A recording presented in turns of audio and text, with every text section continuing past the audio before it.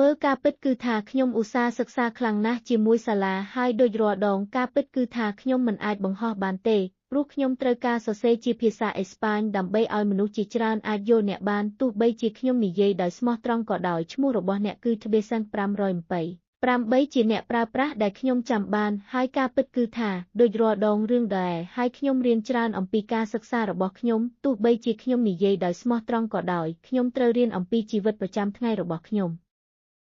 Pero que, en serio la misma cosa por favor. Bueno la verdad que tú eres buena hablando ese idioma gener, y bueno como siempre.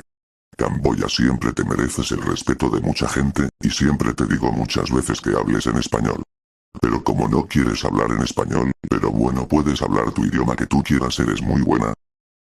ដូចដែលខ្ញុំបាននិយាយអញ្ចឹងម្សិលមិញខ្ញុំបានទៅសាលារៀនហើយបានឃើញមនុស្សជាច្រើននៅមើលលើកលែងតែប្រទេសអាហ្វហ្គានីស្ថានតែជាប់គាំងនឹងសម្លេងរបស់គាត់អ្នកដឹងទេតើគាត់មានអាយុប៉ុន្មានសម្លេងរបស់គាត់ជ្រៅណាស់ហើយនោះហើយជាមូលហេតុដែលខ្ញុំមានអារម្មណ៍សោកស្ដាយចំពោះគាត់ដូចរាល់ដងខ្ញុំពិតជាមានអារម្មណ៍សោកស្ដាយចំពោះគាត់ណាស់ទោះបីជាគាត់មានសម្លេងនោះជួនដែលមានកម្ពស់0សម្លេង2និងការអាន11ក៏ដោយប៉ុន្តែការពិតគឺខ្ញុំមានអារម្មណ៍ច្រើនណាស់ខ្ញុំបាននិយាយបែបនេះអំពីប្រទេសអ៊ីស្លាមនេះដែលមានសម្លេងនោះ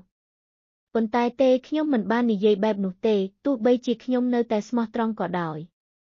ខ្ញុំបានឃើញមនុស្សជាច្រើននៅបូហ្គោទោះបីជានៅសាលារៀនខ្ញុំបានឃើញតែ2-3នាក់ក៏ដោយទោះបីជាខ្ញុំបានទៅទីនោះក៏ដោយ